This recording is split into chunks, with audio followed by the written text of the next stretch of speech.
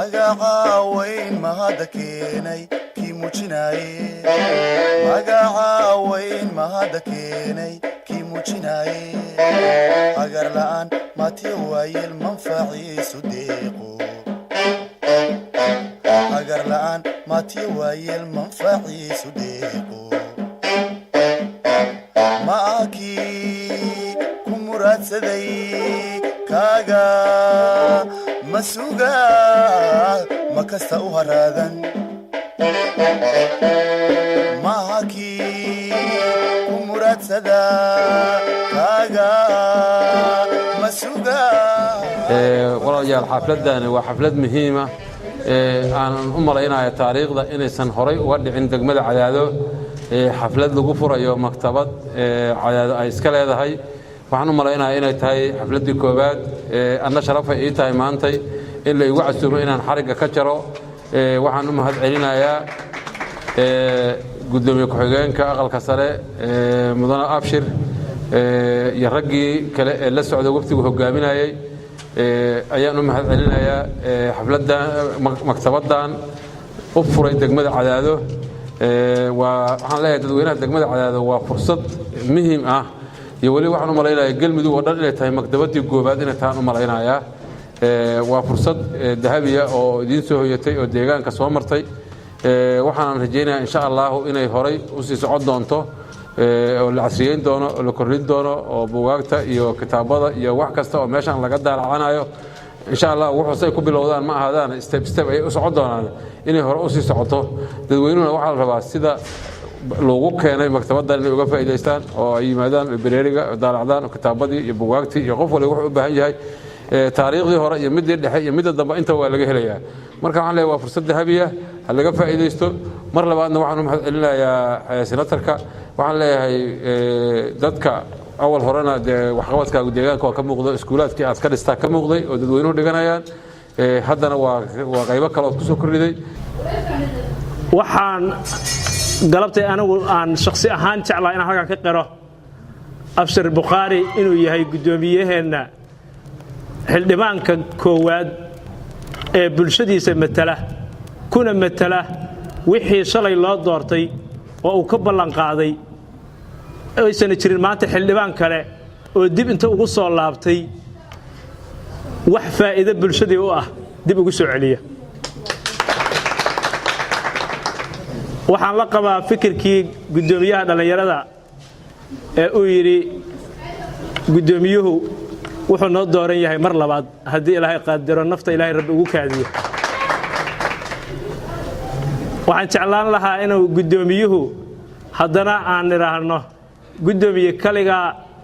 inta soo laalaaban lahayd kuwa kale hurdana marka soo tagayso hurdada ka soo kiciyo war waxa tiraadaan meel baa la idinka doorto dad aynu doortay la idinma dooran inaa hoteelada Muqdisho inta joogtaan aad adinku naftiina kaliya aad u taagnaataan oo aad halmaantaan meesha ka soo doortay iyo bulshadii in soo dooratay oo mid baahan leh oo mid xanuunsan leh oo mid qaxootiya oo maaragtay barakacay leh oo mid xoolihii iyo carruurtii ka dhamaadeen cadow ku habsaday leh oo nooc walba leh ina guri mukayfa iyo gaari xabadu aysan karin xamar inaad dhex joogtid intaasna aadan ka warbixin oo adiga laga rabo inaad ka warbixiso xildhibaan walba laga rabo inuu bulshadii soo dooratay dib inta ugu soo laabto maalintay dhibaataysan yihiin dhinac istaaga ka warbixiyo report bulshadii dawladda uga geeyo yiraahdo bulshadii soo dooratay iyo deegaankii laga soo doortay dhibkan baa ka jiray caafimaad la'aan baa jirtay waxbarasho la'aan baa jirtay biyo la'aan baa jirta abaaraha jiray wax walba marxaladda ay bulshada ku jiraan dib inta loogu soo laabto in laga warbixiyo ayay mudan yihiin bulshadan sanad loo doortay waxaan rajaynaynaa fariintaas marka dambe aad soo laabanaysid adoo kuwa badan oo hadda xamarkaaga soo haray soo wacyi galiyay inaad noo soo laabataan aad hadii la qadaro u rajaynaynaa adiguna kuugu boorinaynaa taaduna meel bay noo taallaa hadii la qadaro waxaan bulshadeena aan maanta halkan aan ka qiraaya inaan maanta maktabadaani ay tahay maktabadii na bari lahayd wixii na soo dhaafay oo sanado hore na soo dhaafay dhaqankeenni ah taariikhdeenni ah oo ay maanta macquul tahay inteena halkan fadhiisa haddii la weydiiyo maxay tahay taariikhdiina idinka horeysay dalkan Soomaaliya muxuu taariikh lahaa maxay tahay dhaqankiinu ummad badan oo naga mid ah inaysan helin fursad ay maanta buug ay ku akhristaan iyo meel reference ay u laabtaan oo tixraac dambe ay u laabtaan maanta ka hor inaan helin ayaan aaminsanahay maantana waxaan rajaynayaa inaan kulligeen meel walbo ay joogaan bulshada reer Galmudug iyo ciddii la darisay maanta rajaynaysa inay ayagu la timaado inay halkaan inta la yimaado meesha noogu dhow maanta aan ka heli karno inaan tixraac qof walba Soomaaliya oo Soomaalinimadiisii dhaqan iyo taariikhba dib ugu laabanayo rab inuu wax ka ogaado meesha ugu dhow uu hadii la qadar ka heli doono halkaan inay tahay una furan tahay waxaan rajaynayaa sida gudoomiyaha degmada Cadaado uu u sheegay maanta meeshaan maktabadda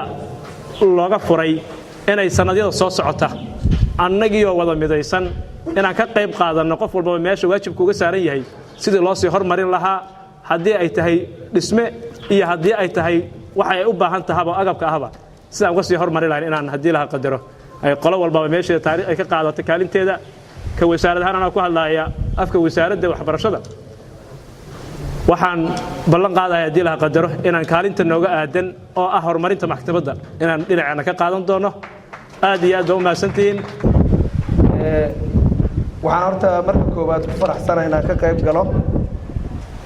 maktabadda laga furayo degmada Cadaado waxaan isleeyahay muhiimad weyn ay u tahay dhalinyarada Galmudug khaas ahaan kuwa Cadaado waxaan sidoo kale ku faraxsanahay senatarka oo markii koowaad oo la doortay waxyaalihii aan kala hadalnay ka mid ahayd in deegaanka uu wax ka qabto laga doortay inuu wali ay socdaan horumaradii iyo maaragtay wax qabadkii uu ballan qaaday inay socdaan aad iyo aad aan ugu faraxsanahay sidaad ogtihiin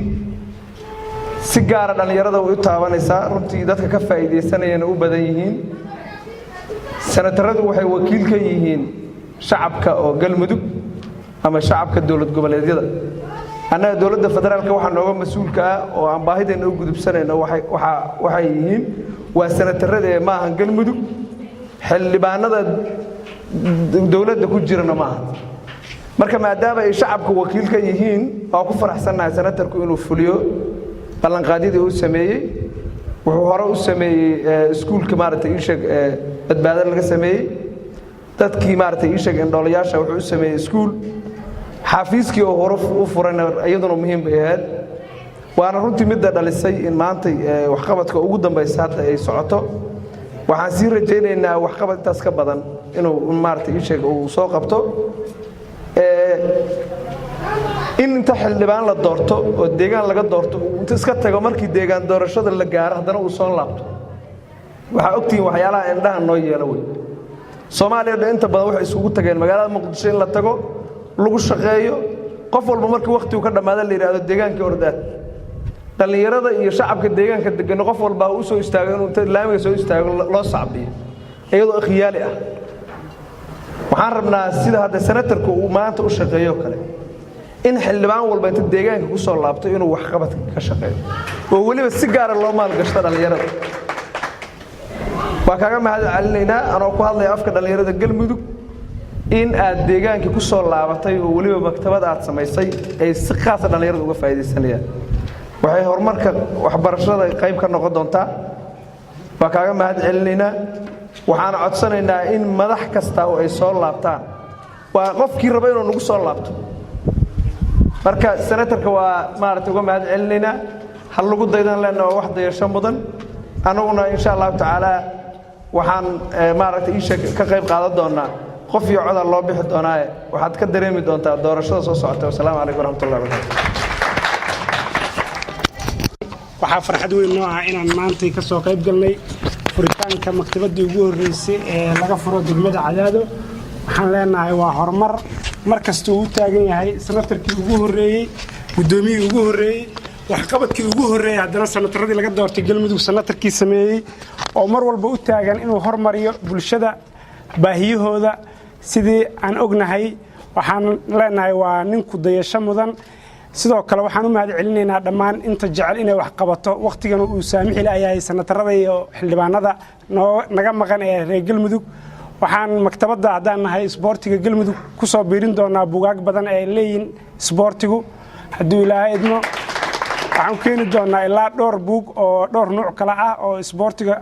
quseeya waxaana ku xirnaan doonaa insha Allah sidaan uga faa'iideysanahay maktabadan hadaan nahay bahda isboortiga waqtiga oo gaaban awgeed assalaamu calaykum waraxmatullaahi wabarakaatuh habeenku koowaad aqalka sare mudane Abshir waxaan u mahad celinaynaa sida sharafta leh oo uu gartay in ma dadkiisii uu ku soo kordhiyay aqoontoodii waxaan rajaynayaa inay tahay maaragtay akhri aad ogaatide maktabada daartu wax weeyaan akhri aad ogaatide marka wax akhrisay wax badan ogaa doontaa marka waxaan rajaynayaa in wax badan akhrino deegaankan ay ka faa'iideystaan maktabadana looma furin maaragtay cadaadad kaligeeda Galmudug dhammaan loo furay in deegaanada Galmudug dhammaan ay ka faa'iideystaan inay ka soo qayb qaataan rajaynaynaa shaqaalaha maktabadana waxaan rajaynayaa inay ka furi doonaan haddii mar iyaga loo xil saaray in maaragtay deegaanada kale ay geeyaan xafiisyo oo maktabada hoos imaanaya si loogu faa'iideystaan rajaynaynaa insha Allah dhalinyarada waxaan ka rajaynayaa inay ka qayb qaataan oo maanta ay ka faa'iideystaan wax badan ka ogaadaan taariikhda Soomaaliyeed taariikhda sooyaalka Soomaaliyeed wax ka ogaadaan waxaan rajaynayaa maadaama waqtiga aad uu gaaban yahay inaan ku soo dhaweeyo senatarka mudane Abshir si waqtiga uu nagu soo xiro waan salaamta ku soo dhawaad gudoomiye hadalkii oo dhan waxa sheegay mas'uuliyiintii iga horeysay gudoomiyaha degmada xildhibaanada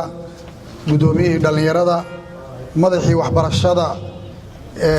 hawshiisa asaga ay aad iyo aad u taabanaysa arintan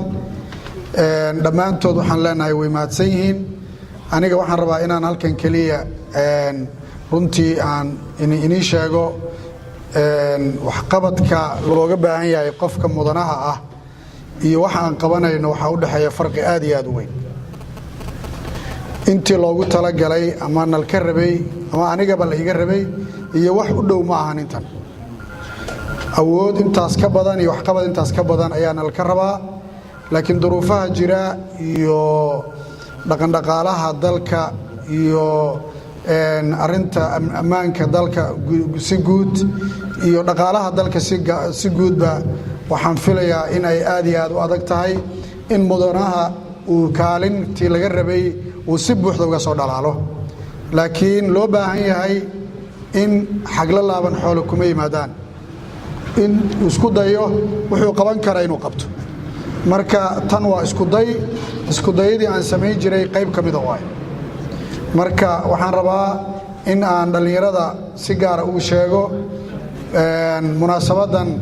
waxaa maanta loo sameeyay inay horudhac u noqoto xafladda munaasabadda ama ciidda maalinta dhalinyarada adduunka oo ku beegan berrito oo 12 bisha August ay tahay si loo helo meel aad ku samaysataan munaasabadaas maxaa yeelay halkudhega munaasabadda berri 12 waa halkudhegeedu wuxuu yahay waa safe spaces for the youth meelo oo nabadgelyo ah oo dhalinyaradu ay ku samaystaan hawlahooda aqoon isweydaarsi wada tashi danahooda ay uga sheekaystaan dhibaatada iyo mushkilaha jira ay uga wada hadlaan marka berrito waxaad haysataan meel aad ku shirtaan berri waxaad haysatiin meel aad isku weydaarsataan aragtidiina iyo afkaartiina marka maktabadda guud ee degmada Cadaado waxay ka mid tahay safe civic space ki ugu horeeyay oo degmadu ay maaragtay inii offer garaynayso marka waa degmada iskale aniga malihi waxaa laga rabaa dhalinyarada inay ilaashadaan inay iyaga horumariyaan inay ka fakeraan inay tahay meeshan meel ay iyagu leeyihiin oo mustaqbalkooda iyo aayahooda ay uga tashanayaan aqoontoodiina ay ku horumarinayaan maktabadda markii la tacriifinayo ama la qeexayo waxaa la yiraahdaa waa kaydka aqoonta sida bangigu u yahay kaydka lacagta maktabaduhuna waa maxay waa kaydka aqoonta ma noqon doonto kaliya maktabadan mid buugaag lagu akhristo waxay samayn doontaa hawlo fara badan shaqooyin fara badan oo ay ka mid tahay tartamada qoraalka iyo akhriska naadiyaashooda madalladooda ay ka mid tahay waxay noqon doontaa madal iyo goob dhallinyaradu ay ku horumariyaan garaadkooda, ay ku horumariyaan dareenkooda wadaninimo, ay ku horumariyaan dareenkooda bulsho ee wada jooga ay wada nool yihiin. marka waxaan rabaa inaan u mahad celiyo dhammaan anigoo runtii maanta raba inaan halkan si gaar uga mahad celiyo xildhibaanada galmudug oo aniga isoo doortay si aan adinkan kugu adeego. marka waxaan leeyahay xildhibaanadaasna mahad ballaaran aan u jeedin doonaa intaasi in